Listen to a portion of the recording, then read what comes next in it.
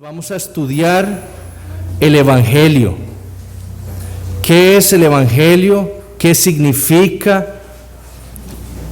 ¿Qué es lo que debe hacer el Evangelio no solo en los incrédulos, sino también en nosotros los creyentes?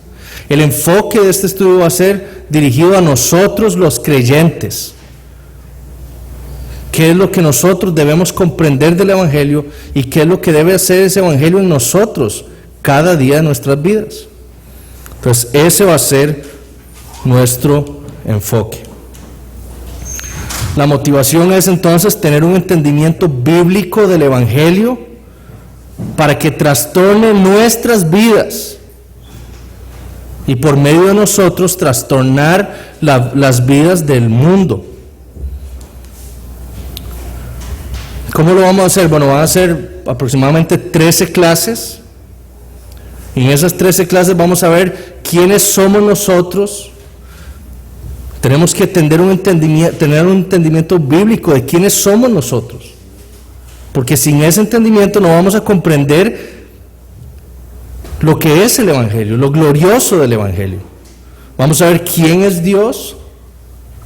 Vamos a ver cómo es que nosotros llegamos a donde estamos. Vamos a ver qué es lo que nosotros necesitamos, qué es lo que Dios ha hecho por nosotros, qué diferencia hace el Evangelio en la vida de nosotros los creyentes. Y cuáles son, al final, vamos a ver cuáles son algunos ejemplos de falsos evangelios. Entonces, el día de hoy lo que vamos a hacer es meramente una introducción a nuestra clase. David Wells, un teólogo, escribió en uno de sus libros, El valor de ser protestante, algo que describe lo que él cree es el cristianismo. Y él dice: debemos recordar que el cristianismo no es tan solo una experiencia, sino que trata acerca de la verdad. Eso es sumamente importante. La experiencia de ser reconciliados con el Padre por medio del Hijo, por la obra del Espíritu Santo, ocurre dentro de una cosmovisión. Esta cosmovisión es la manera en la que Dios nos ha enseñado en su palabra a ver el mundo. Y noten qué importante esto. Es por eso que la Biblia comienza con Génesis 1:1 y no con Juan 3:16. O sea, ¿qué es lo que vemos nosotros en las iglesias protestantes? Un defecto en la enseñanza del Evangelio. Porque empezamos mal. Para que nosotros como creyentes y los incrédulos mismos entiendan lo precioso del Evangelio, tenemos que comenzar donde Dios comienza. ¿Quién es Él? ¿Quién es el hombre? ¿De dónde venimos nosotros? ¿Por qué estamos donde estamos? Y después ver la obra de Dios en Jesucristo, en el rescate de su pueblo. Pero debemos comenzar ahí. Debemos tener un entendimiento entonces bíblico.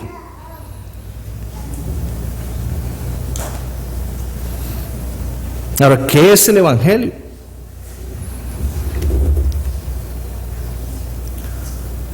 Uno de los mayores problemas que tenemos nosotros es que siempre yo trato de ser muy generalizar demasiado, entonces yo voy a decirlo de la siguiente manera: muchas personas que dicen ser cristianos ignoran el Evangelio, no saben lo que es el Evangelio, no saben definir el Evangelio, porque nunca se los han enseñado, nunca han visto en la Biblia qué es el Evangelio.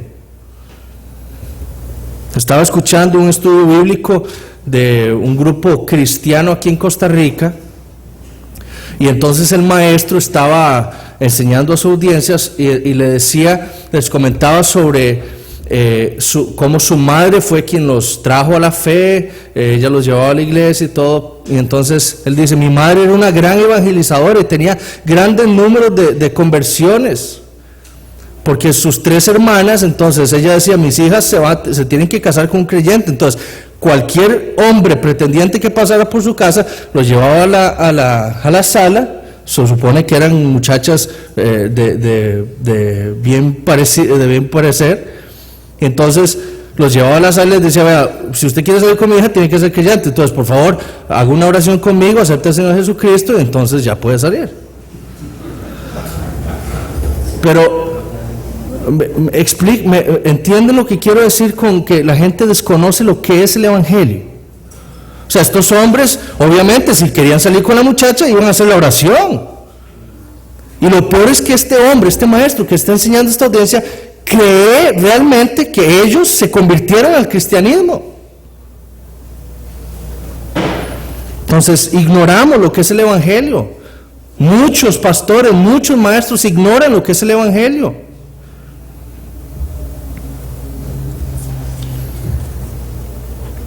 Entonces, hay otros que piensan que el Evangelio es útil únicamente para traer hombres a Cristo, y después de eso, una vez que los hombres han sido convertidos, ya no necesitan más el Evangelio. Ese es otro error. En esta iglesia hemos predicado que el Evangelio es necesario todos los días de nuestras vidas, que todos los días nosotros tenemos que meditar en el Evangelio, meditar en él, porque si nosotros perdemos nuestro enfoque del Evangelio, caemos en un riesgo muy alto de pecar, de apartarnos del Señor. Cash Luna, estaba viendo en internet, escribió un artículo que se llamaba "Estoy orgulloso del Evangelio", y él dice: a Dios no le gusta ver a su pueblo avergonzado, no le gusta que sus hijos mendiguen. Por eso dice su palabra: no he visto justo desamparado, ni su simiente que mendigue el pan. A Dios no le gusta que pases vergüenza, que no puedas pagar la renta y que tengas que sacar a tu familia de la casa. Dios quiere que aprendas la palabra, que confíes en las promesas y no vuelvas a pasar una situación como esas. Nosotros no seremos avergonzados porque en su palabra confiamos. Entonces, para hombres como Cash Luna, el Evangelio es la promesa de Dios de darnos lo que nosotros queramos en esta tierra: dinero, éxito, no tener hambre.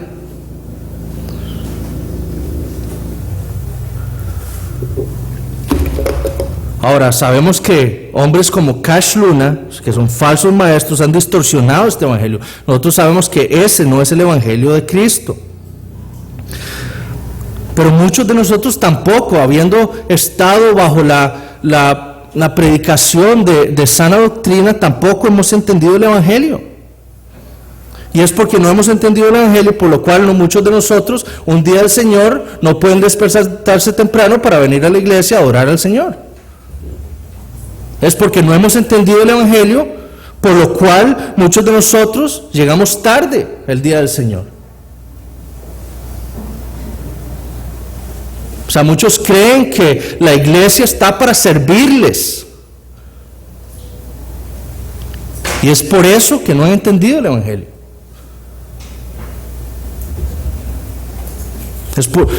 Es porque no han entendido el Evangelio que uno está viendo a la gente como muchos están adorando al Señor con cánticos y otros están callados, con su mente quizá divagando, esperando que todo termine, porque no han entendido el Evangelio. El Evangelio es importantísimo para nuestras vidas espirituales, es lo que mueve nuestras vidas.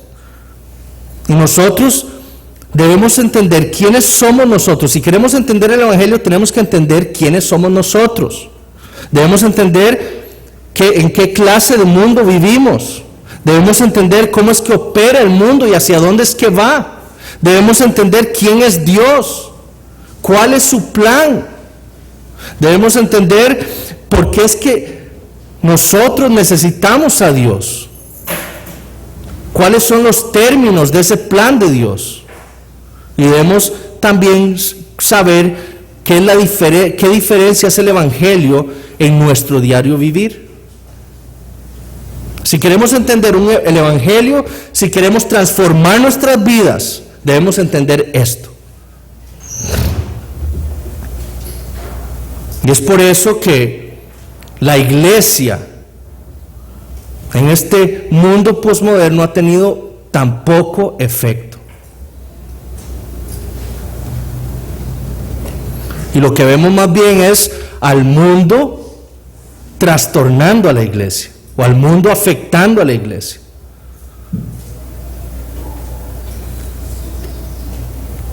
Y debería ser al revés.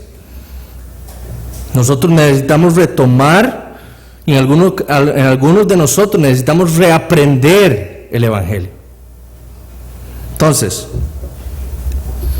veamos un modelo nada más en la Biblia de personas que entendían y abrazaban el Evangelio. Vayamos un momento a Hechos 17. Hechos capítulo 17. Y vamos a leer los versículos del 1 al 9.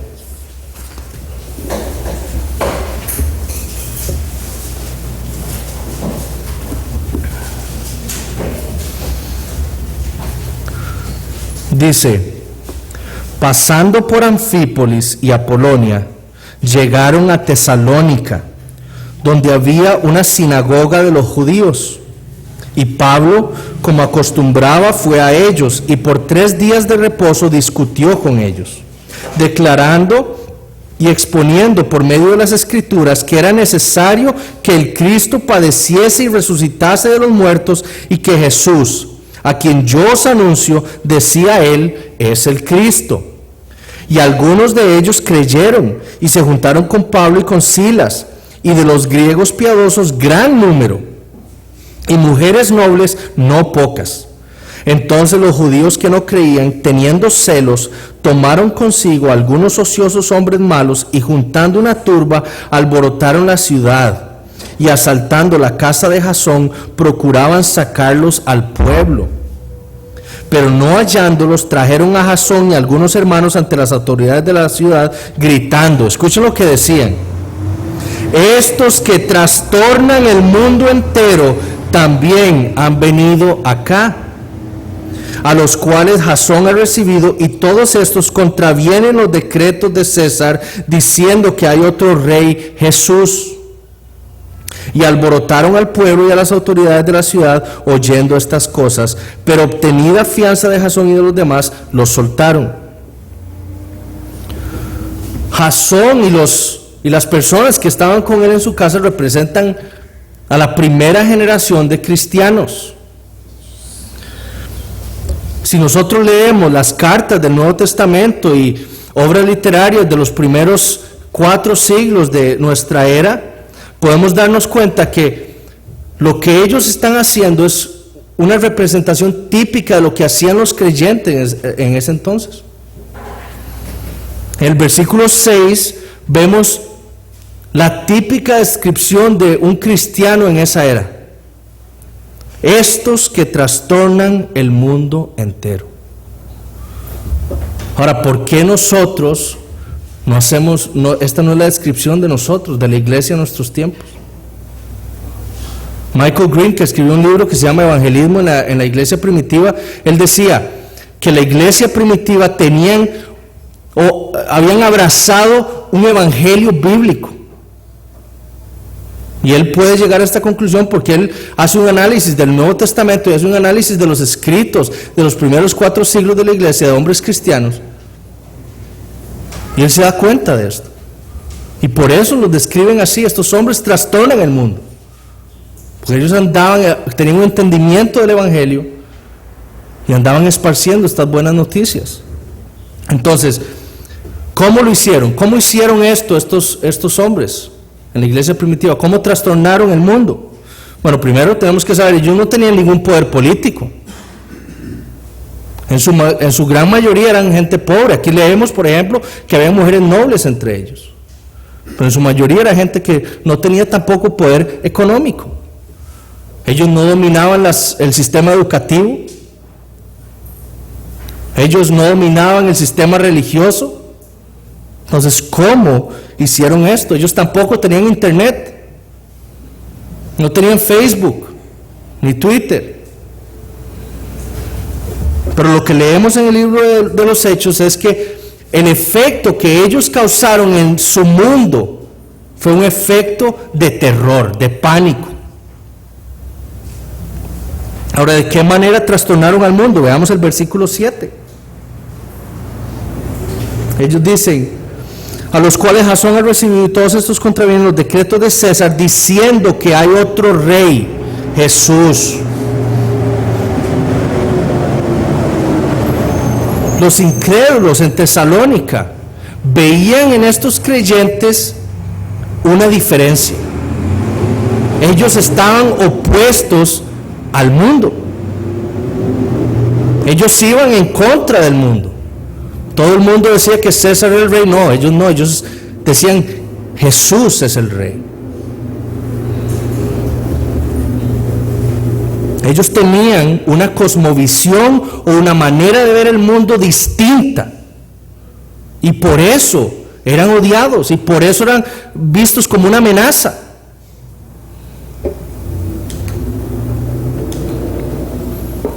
¿Se puede ver ahí? Ese es un graffiti del siglo II o siglo III, no recuerdo. Lo que ven ahí es lo que hicieron un grupo de jóvenes, probablemente, burlándose de otro joven. Y entonces ellos ponen a un joven adorando a un hombre crucificado con la cabeza de un burro. Y la inscripción que dice, Alexámenos adora a su Dios. Pero lo interesante es esto, que se ha encontrado lo que es la respuesta de este joven, que puso, Alexámenos es fiel. Así eran ellos. Ese era un joven que estaba haciendo el son de burla de sus amigos por su fe. Y él se siente orgulloso de que Cristo es su Señor.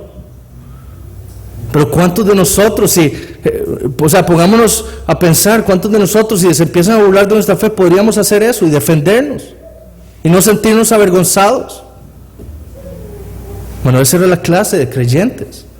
Por eso trastornaron el mundo, porque ellos tenían una firme convicción del Evangelio, de quién era Dios, quién era Cristo, quién eran ellos, de cómo fue que Dios los rescató.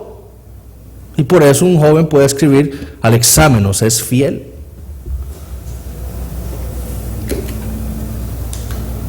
De nuevo, ¿cómo lo hicieron? Leamos versículos 1 al 4. ¿Cómo hicieron esto? ¿Cómo trastornaron al mundo? Pasando por Anfípolis y Apolonia, llegaron a Tesalónica, donde había una sinagoga de los judíos. Y Pablo, como acostumbraba, fue a ellos, y por 3 días de reposo discutió con ellos, declarando y exponiendo por medio de las Escrituras que, escuchen esto, por medio de las Escrituras, que era necesario que el Cristo padeciese y resucitase de los muertos, y que Jesús, a quien yo os anuncio, decía él, es el Cristo. Versículo 4, y algunos de ellos creyeron y se juntaron con Pablo y con Silas, y de los griegos piadosos gran número, y mujeres nobles no pocas. Entonces los primeros creyentes trastornaron al mundo predicando el Evangelio de las Escrituras. Ellos predicaron el Evangelio. Pablo llegó a Tesalónica, predicó el Evangelio, Dios convirtió a su pueblo. Trastornaron al mundo en Tesalónica, los echaron fuera, fue a Berea, predicó el Evangelio, como nos dice el versículo 10. De ahí los echaron y terminó en Atenas predicando el Evangelio. Y Dios congregó ahí también a su pueblo. Ahora ya nosotros estudiamos la primera epístola a los tesalonicenses. Y vayamos un momento ahí, el primer capítulo nada más, para ver Primera de Tesalonicenses, capítulo 1, para ver qué fue lo que pasó en Tesalónica cuando Pablo llegó a predicar el Evangelio. Esta carta es escrita unos años, pocos años después de esta visita de Pablo. Y en el versículo 1:5, versículo 5 del capítulo 1, vemos que dice, pues nuestro evangelio no llegó a vosotros en palabras solamente, sino también en poder, en el Espíritu Santo y en plena certidumbre, como bien sabéis, cuáles fuimos entre vosotros por amor de vosotros. Ellos recibieron el evangelio como lo que era, la palabra de Dios. Segundo, vean el efecto que causó el versículo 9. Porque ellos mismos cuentan de nosotros la manera que nos recibisteis y cómo os convertisteis de los ídolos a Dios para servir al Dios vivo y verdadero. Ellos abandonaron los ídolos falsos, recibieron el evangelio como la palabra de Dios y abandonaron, eso tuvo un efecto y abandonaron los ídolos falsos. Después, versículo 3.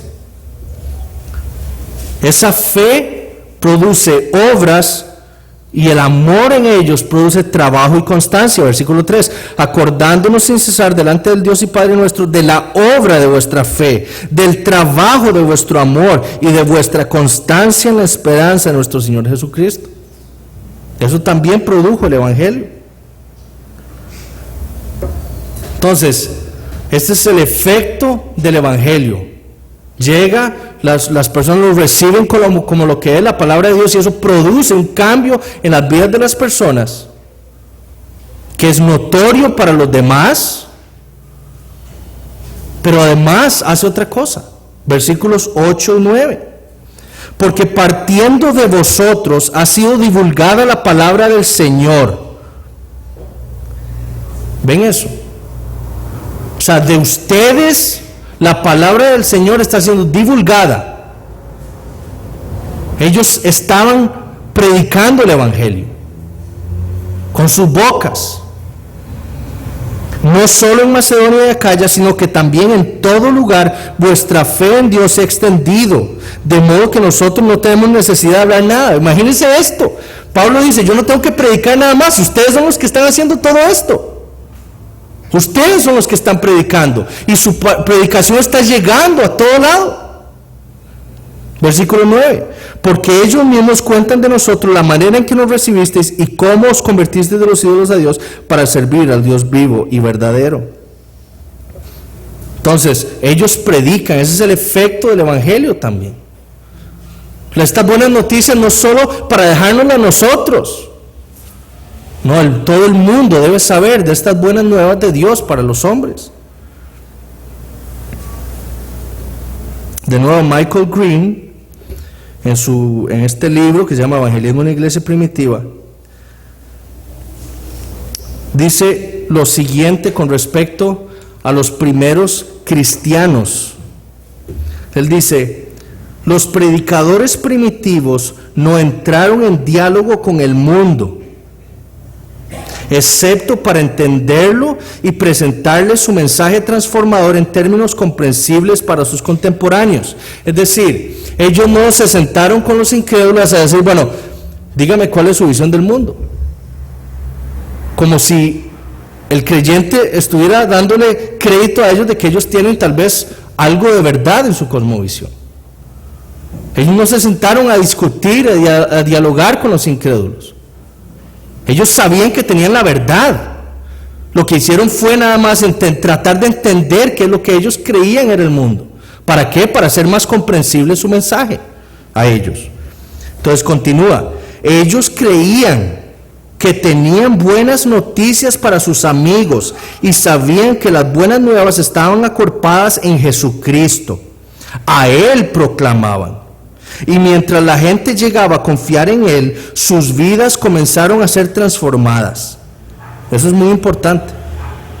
Eso es lo que se nota. Cuando el evangelio llega a una persona, su vida es transformada. Sus metas sociales y culturales cambiadas. Y el amor de Dios que habían recibido gratuitamente los motivó a involucrarse socialmente. Es decir, cuando una persona le llega el evangelio, lo comprende, entonces ese evangelio no solo lo va a transformar a él.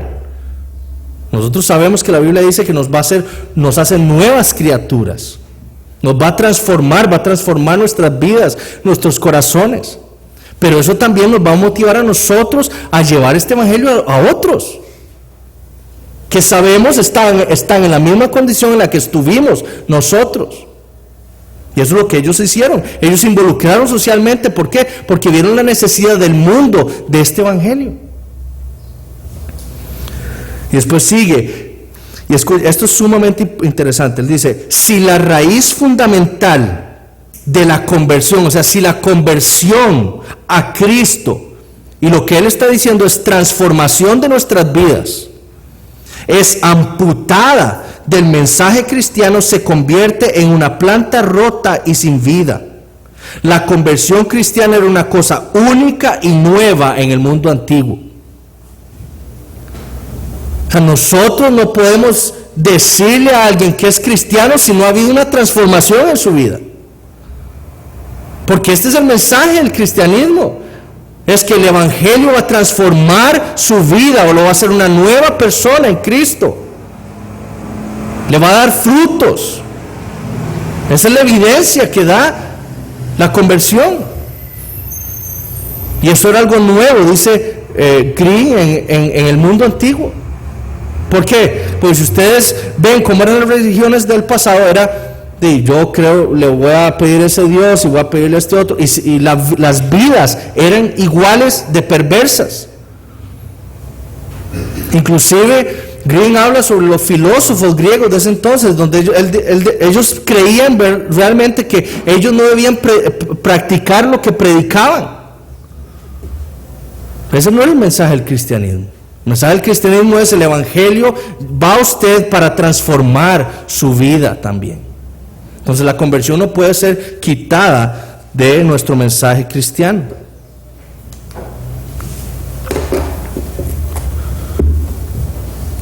Ahora ya para terminar, ¿cuál es la diferencia con mucho del cristianismo de nuestros tiempos? Mediten en Hechos 17, lo que ocurrió en Tesalónica, y piensen qué es lo que pasa en muchos de nosotros, o en muchos de nuestros conocidos, que dicen ser cristianos. Primero, los cristianos primitivos predicaban al Jesús de la Biblia. En nuestros tiempos muchos no lo hacen. Entonces, si queremos mostrarle a la gente lo que es, quién es Jesús, debemos nosotros primero saber quién es Jesús. Y Jesús debe haber tenido que hacer un efecto en nuestras vidas. 2, la gente se hacía cristiano por una simple razón. Ellos creían en Jesús porque recibían la palabra de Dios como la palabra de Dios. Y en nuestros tiempos eso no sucede así. Muchos se convierten al cristianismo, ¿por qué? Porque tienen problemas en su familia, porque los bancos andan detrás de ellos por el montón de deudas que tienen. Y entonces, gran parte de nuestro error como iglesia cristiana es que muchas iglesias le hemos vendido a la gente la idea de que el cristianismo es la solución para los problemas económicos, materiales de cualquier persona. Eso es lo que le hemos vendido nosotros, a los incrédulos. Y entonces ellos creen que convertirse al cristianismo es como ponerle la cereza al queque encima. Ya, usted lo único que necesita es a Cristo y su vida se va a arreglar. Y eso es un error. Y por eso gran parte de la culpa viene de nosotros mismos. ¿Pero por qué? Porque también nosotros no hemos entendido bien el evangelio. 3, los que se convertían al cristianismo sabían exactamente lo que habían sido. Escuchen esto, ellos sabían exactamente lo que habían sido. Ellos sabían que eran paganos, que adoraban a dioses falsos, que estaban bajo la ira de Dios por sus pecados. Pregúntenle a cualquier persona, a cualquier cristiano, a ver qué les dice de cómo eran ellos. No saben. Y la mayoría respondería, yo era una buena persona, solo me faltaba Cristo. Pero no sabemos quiénes éramos. ¿Cómo es posible que alguien diga que está bajo la palabra de Dios y no sepa quién era? La palabra de Dios es muy clara con respecto a quién era el hombre antes de su conversión. Y la mayoría no lo saben. Los primeros cristianos sabían lo que necesitaban: a Cristo. La mayoría de nuestros tiempos no lo saben. Yo puedo, si yo le doy plata al pastor, entonces Dios me tiene que bendecir. Si yo hago tal cosa, Dios me tiene que bendecir. Si me porto bien, Dios me tiene que salvar. Ayer me mandaron un mensaje de texto de una colega y me pone así: este año nuevo que Dios nos da, el 2012, nos da un año en blanco para empezar de nuevo. Eso es lo que el mundo cree. Eso es lo que muchos cristianos creen. Éramos, y eso lo vamos a ver en la próxima clase, es porque necesitamos a Cristo. Solo Cristo puede llevarnos al Padre. Solo Cristo puede reconciliarnos con el Padre. Solo Él puede propiciar la ira del Padre que estaba puesta sobre nosotros. Solo Cristo. Entonces ellos sabían lo que necesitaban: a Cristo.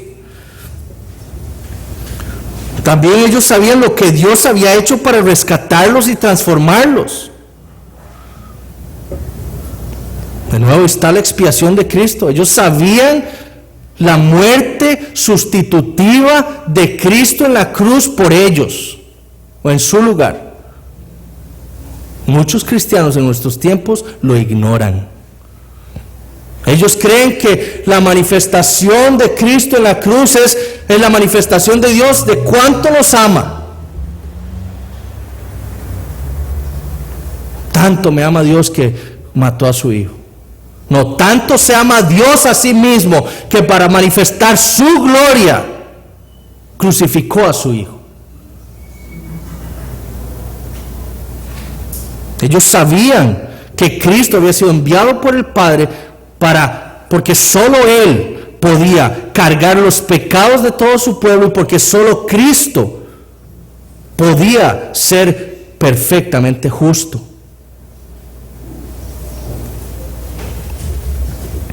Y ese evangelio, ellos sabían, tenía el poder para transformarlos. Entonces ahora lo que vemos es un montón de cristianos que andan por ahí en iglesias y que no tienen evidencia de una transformación de su vida, sino que siguen viviendo como vivían antes de su supuesta conversión. ¿Por qué? Bueno, parte del error es porque no se les ha predicado el evangelio. Se les ha vendido un evangelio falso, hecho para sus intereses nada más. Entonces ellos tenían, esto es importante, ellos tenían una cosmovisión bíblica. Mucho el cristianismo moderno no lo tiene. Les digo, no saben quién era el hombre, no saben quién es Dios. El domingo pasado yo les decía, muchos creen que Dios es solo amor, ese es su atributo. Pero Dios no es ni solo amor, ni solo ira, como otros creen. Dios es Dios. Pero debemos comprender quién es Él también, en lo que podamos. 4. Los creyentes hacían inmediatamente la conexión entre creer y obedecer. Fue lo que ocurrió en los tesalonicenses. Ellos recibieron el evangelio, lo creyeron, y ¿qué los llevó a obedecer? Dejaron los ídolos falsos y adoraron al Dios verdadero. Ellos hicieron esa necesaria conexión, porque también, como hemos visto con el pastor Eric en sus predicaciones sobre la serie de Juan, hay unos que creen, no, es que ya eso es gracia, ya yo no tengo que obedecer la ley, yo no tengo que obedecer nada. No, el cristiano recibe el evangelio, es transformado, y Dios, como leemos en el Nuevo Pacto, Él nos cambia el corazón, nos da su Espíritu Santo, escribe su ley en nuestro corazón y nos dispone a la obediencia. Entonces, eso es una conexión necesaria que hizo los primeros cristianos. Pero muchos de nosotros no, en las iglesias no los han hecho. Porque creen que están bajo la gracia de Dios y pueden vivir sus vidas independientemente de obedecer o no los mandamientos de nuestro Señor. Entonces, es por ello que la mayor necesidad para la iglesia de hoy es tener un firme conocimiento del Evangelio. O sea, nosotros, si vemos 1 Corintios 15, Ronnie lo predicó, ahí está lo que consiste el Evangelio. Pero nosotros tenemos que saber explicar ese Evangelio. ¿Por qué fue que Cristo vino? ¿Por qué murió? ¿Por qué resucitó? Bueno, para contestar esas preguntas necesitamos saber todo eso. ¿Quiénes éramos? ¿Quién es Dios? ¿Qué es lo que necesitamos? Debemos dominar eso para poder responder las preguntas de aquellos que nos digan, bueno, pero ¿para qué vino Cristo? ¿Para servirme de ejemplo de vida? No. Cristo vino para salvar a su pueblo. Entonces debemos tener un firme conocimiento del Evangelio y de las implicaciones de este Evangelio en nuestras vidas. ¿A qué es lo que lleva? ¿Cuáles son los efectos de este Evangelio? ¿Qué es lo que debemos ver de una persona que ha recibido el Evangelio como la palabra de Dios? Dan Phillips dice, no necesitamos más glamour, mejor mercadeo o programas, mejor entretenimiento. Lo que necesitamos es un entendimiento bíblico del Evangelio. Eso es lo que necesitamos. Entonces, a partir de hoy, lo que vamos a hacer es empezar a descomponer las doctrinas claves que nos permiten a nosotros tener un entendimiento firme y bíblico, una cosmovisión bíblica, para poder entender el Evangelio y para que ese Evangelio entonces trastorne nuestras vidas. O sea, no puede ser que nosotros vengamos a la iglesia solo a sentirnos que tenemos que ser servidos. No, el Evangelio nos tiene que motivar a vivir, a obedecer, a entregarle nuestra vida a ese Dios que nos rescató. Entonces, eso es lo que el Evangelio tiene que producir. Vamos a ver quién es Dios después. ¿Cuál es el plan que tuvo Dios para rescatarnos? Entonces, todo eso lo vamos a ir viendo en estos 3 meses. ¿Alguna pregunta?